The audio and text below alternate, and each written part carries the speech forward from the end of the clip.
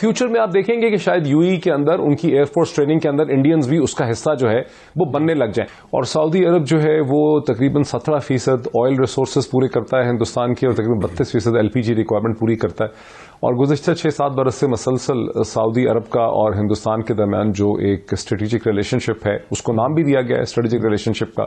लेकिन अभी ये जो यूके में ये सारे G7 के ममालिक बैठे हैं, वहां पे इंडियन प्राइम मिनिस्टर का जाना बैठना इस huge significance for India development, क्योंकि इंडिया ने रेजिस्ट किया था BRI को, CPEC को, इसके खिलाफ बात की, खड़ा हुआ। क्या खित्ते में वाकई कुछ ऐसी तब्दीलियां आ रही हैं? क्या नए ब्लॉक्स बन रहे हैं? ये वो मौजू है जिस पर आज हम प्रोग्राम में गुफ्तगू करेंगे। कई डेवलपमेंट्स हैं जो खित्ते में हो रही हैं। इस बात में तो कोई शक नहीं है कि सऊदी अरेबिया और न्यू दिल्ली के दरमियान जो कन्वर्जेंस है वो स्ट्रेंथन हो रही है और उसकी एक सिक्योरिटी डायमेंशन इमर्ज हो रही है। अभी भी कहा जा रहा है कि सिक्योरिटी टाइज मजीद स्ट्रेंथन होंगे। उससे ज़्यादा अहम बात यह है कि सऊदी अरब का एक 2030 का इकोनॉमिक विजन है जिसमें वो ये समझते हैं कि जो उनकी 80% ऑयल पे डिपेंडेंस है उसको कम करके दीगर चीज़ों पर करना चाहिए, और उसके लिए उन्हें इंडिया की मार्केट्स जो हैं वो बहुत अहम लगती हैं। लेकिन मेरा ख्याल है जो स्ट्रैटेजिक बात है वो और भी ज़्यादा अहम है। स्ट्रैटेजिक बात ये है कि पूरी अरब वर्ल्ड की जो इस वक्त पॉलिटिक्स है वो ड्राइव हो रही है ईरान के खौफ से और टर्की के चेंजिंग कम्प्लेक्शन से। जी, पाकिस्तान के हवाले से जो डेवलपमेंट है वो हमें थोड़ा पीछे जाके देखनी पड़ेगी। आपको पता है कि थोड़ी सी ताल्लुकात में तलखी हुई थी, उसके बाद जनरल बाजवा तशरीफ ले गए थे, लेकिन वो उस तरह का डैमेज कंट्रोल नहीं हो सका ताल्लुकात में जो समझा जा रहा था कि होगा। और फिर पाकिस्तान की जो एक टर्की और मलेशिया की तरफ एक स्टेप पाकिस्तान ने लिया था, उसको भी नहीं बहुत अच्छी तरह से देखा गया था सऊदी अरब में। अच्छा, एक और इसमें जो अहम सवाल पैदा होता है डॉक्टर मोहित पिरज़ादा साहब, वो ये कि क्या इंडिया पाकिस्तान का मुतबादल हो सकता है अरब ममालिक के लिए? और सऊदी अरब जो है वो तकरीबन 17% ऑयल रिसोर्सेज पूरे करता है हिंदुस्तान के, और तकरीबन 32% एलपीजी रिक्वायरमेंट पूरी करता है।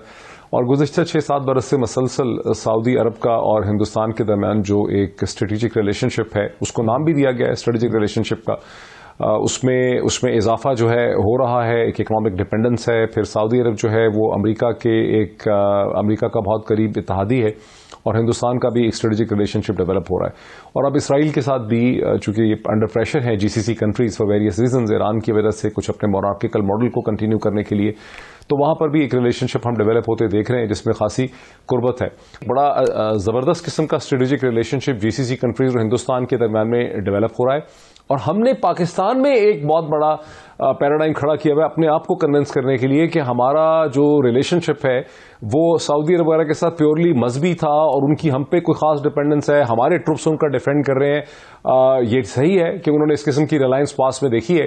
अब तक तो सूरत हाल ये थी कि यूएई के अंदर जितनी भी उनकी एयरफोर्स की ट्रेनिंग है इन जीसीसी कंट्रीज में, वो पाकिस्तानी फोर्सेस या पाकिस्तानी एक्स-पायलट्स और ट्रेनर्स हैं।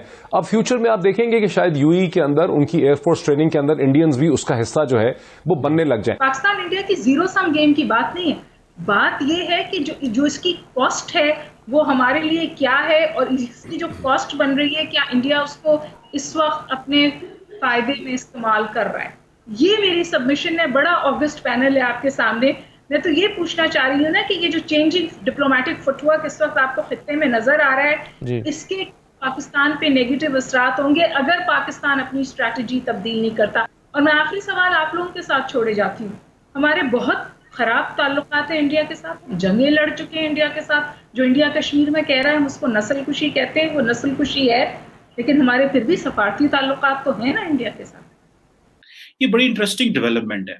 और अगर देखा जाए तो जो इस वक्त इंडिया के प्राइम मिनिस्टर नरेंद्र मोदी जो हैं, उनका G7 के जो यूके में अभी इजलास हो रहा है उसमें बोलना, वहां पे ऑस्ट्रेलिया भी है, क्या है, वहां साउथ कोरिया भी है, वहां साउथ अफ्रीका को भी बुलाया गया है एज ए गेस्ट कंट्रीज। और अगर आपको याद हो कि पहले भी Indian prime minister Narendra Modi को बुलाया था जब ये समिट फ्रांस में हुई थी, और उस वक्त फ्रांस ने अपनी इस कैपेसिटी में बुलाया था कि एज ए गेस्ट बुलाया था, और उस वक्त जो इश्यूज थे उसमें क्लाइमेट, बायोडाइवर्सिटी, ओशंस और डिजिटल ट्रांसफॉर्मेशन की बात हो रही थी। अभी भी ये इजलास जो है 2020 में तो ऑब्वियसली कोविड की सिचुएशन थी, लेकिन अभी ये जो यूके में ये सारे G7 के ममालिक बैठे हैं, वहां पे इंडियन प्राइम मिनिस्टर का जाना बैठना इस ह्यूज सिग्निफिकेंस फॉर इंडिया।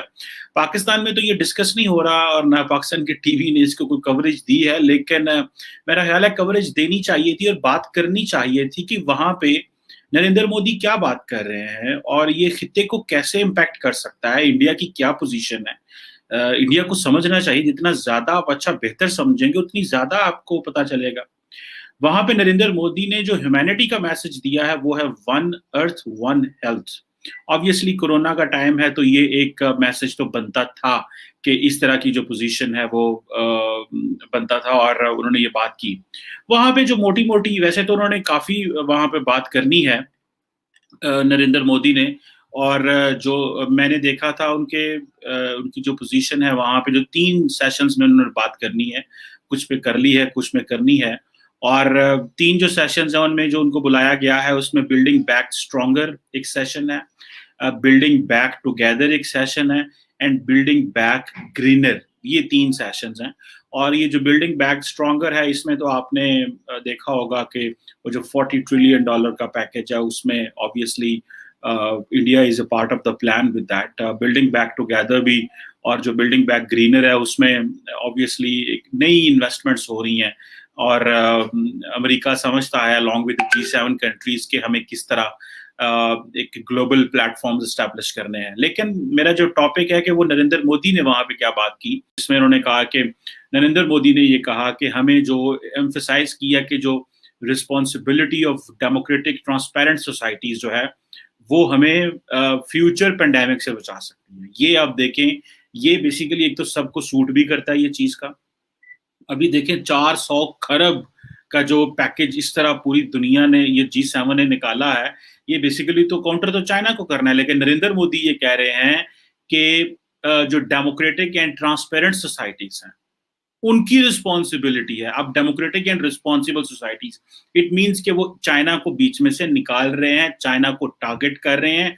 और ऑब्वियसली ये जो नया अभी ये $40 ट्रिलियन का जो इंफ्रास्ट्रक्चर का जो पैकेज अमेरिका और जो बाकी ममालिक इंट्रोड्यूस करा रहे हैं in response to Belt and Road Initiative, India is definitely going to be one of the biggest beneficiary of this entire development, क्योंकि इंडिया ने रेजिस्ट किया था BRI को, CPEC को, इसके खिलाफ बात की, खड़ा हुआ, तो ऑब्वियसली उसको ये चीजें तो अब मिलेगी।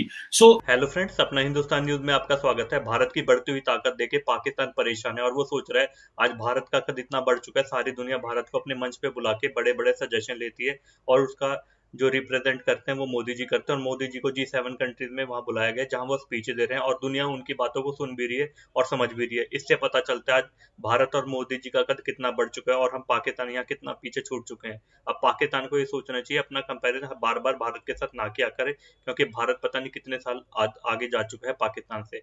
भारत 5 बड़ी इकोनॉमी बन चुका है, 5वीं दुनिया की। इससे पता चलता है भारत आने वाले टाइम में एक सुपर पावर बनने जा रहा है, इसलिए पूरी तैयारियां अभी से चालू हो चुके हैं। और चाइना को काउंटर करने के लिए सारी दुनिया भारत के पीछे खड़ी है, क्योंकि चाइना ऐसा देश है जिसने पूरी दुनिया के अंदर आतंक मचा रखा है और सारे नेबर भी दुखी है। खाली एक पाकिस्तानी है जो अपने फायदे के लिए उसके जूते पॉलिश कर रहा है।